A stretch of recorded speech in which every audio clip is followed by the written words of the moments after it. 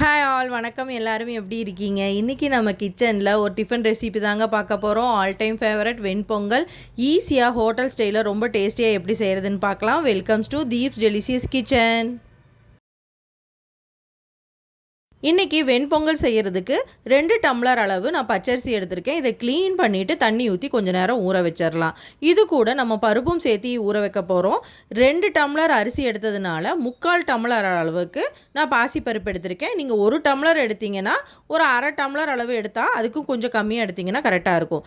இதை வெறும் கடாயில் போட்டு லைட்டாக நம்ம சூடு பண்ணி எடுக்க போகிறோம். ரொம்ப வறுபட தேவையில்லை, கொஞ்சம் சூடானா போதும். இது மணம் வறுத்து போடும்போது மணம் நல்லாயிருக்கும். இது வறுத்ததுக்கப்புறம் நம்ம ஊற வச்சுருக்கிற அரிசியிலேயே இதையும் உள்ளே சேர்த்திட்டு இதையும் நல்லா கழிஞ்சிட்டு நல்லா 2-3 டைம் வாஷ் பண்ணி எடுத்துக்கோங்க. அதுக்கப்புறம் நல்ல தண்ணி ஊற்றி நம்ம ஊற வச்சிடறோம். இதுவும் கொஞ்சம் ஒரு அரை மணி நேரம் ஊறட்டுங்க. அரை மணி நேரம் ஊறி வந்தால் தான் நமக்கு சீக்கிரம் வேகும், குழஞ்சி வெந்து வரும். பொங்கல் குழஞ்சி வந்தால் தான் நல்லாயிருக்கும். இப்போ அரை மணி நேரம் ஆயிடுச்சு. நான் குக்கரில் தான் இன்றைக்கி வெண்பொங்கல் செய்ய போகிறேன்.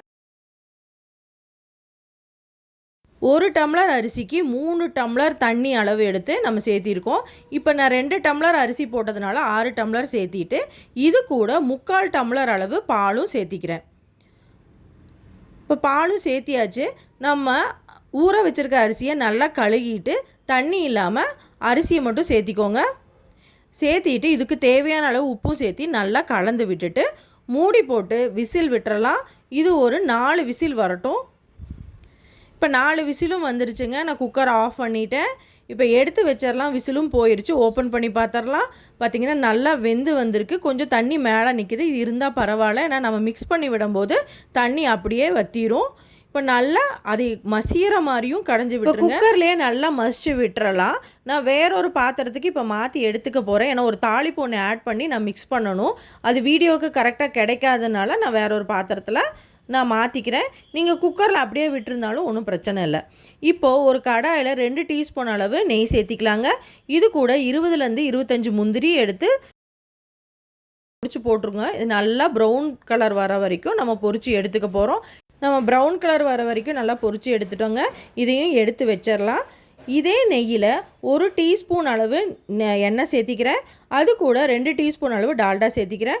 டால்டா ஆப்ஷனல் தாங்க, உங்களுக்கு வேண்டானா நீங்கள் இதே அளவு நெய்யும் கூட சேர்த்திக்கோங்க. இது கூட சின்னதாக துருவி வச்சுருக்கிற இஞ்சி 1 இன்ச் அளவு சேர்த்திக்கிறேன்.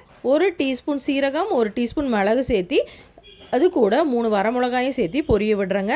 நீங்கள் மிளகு சேர்த்தும் போது கொஞ்சம் கேர்ஃபுல்லாக சேர்த்துங்க, இல்லை வெடிக்க ஆரம்பிச்சிரும்.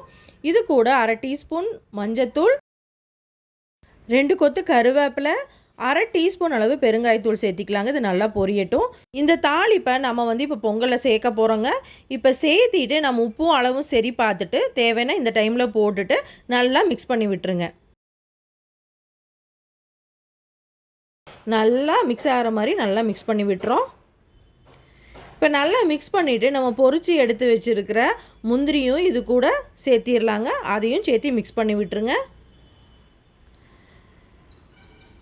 இப்போ நல்லா மிக்ஸ் பண்ணதுக்கப்புறம் நம்ம 2 டீஸ்பூன் அளவு நெய் மேலே சேர்த்திட்டு அதையும் மிக்ஸ் பண்ணி மூடி போட்டு வச்சிடலாங்க. இது 2 நிமிஷம் கழித்து நம்ம இப்போ சர்வ் பண்ணிடலாம். பொங்கல் எப்போவுமே நீங்கள் சூடாக சாப்பிட்டா தான் நல்லாயிருக்கும். நீங்கள் ஆறி சாப்பிட்ணும், இல்லை டிஃபனுக்கு எடுத்துகிட்டு போகணும் அப்படின்னு நினச்சிங்கன்னா இன்னும் 2 டீஸ்பூன் நெய் மட்டும் சேர்த்திக்கோங்க. அப்போ தான் நல்லாயிருக்கும். முந்திரி தூவி பொங்கல் நம்ம சர்வ் பண்ணியாச்சுங்க. தேங்காய் சட்னி வித் கத்திரிக்காய் கொஜ்ஜு சூப்பர் டேஸ்ட்டாக இருந்ததுங்க. கண்டிப்பாக நீங்களும் ட்ரை பண்ணி பாருங்கள். உங்களுக்கு பிடிச்சிருந்தா லைக் பண்ணுங்கள், ஷேர் பண்ணுங்கள், சப்ஸ்கிரைப் பண்ணுங்கள். தேங்க்ஸ் ஃபார் வாட்சிங்.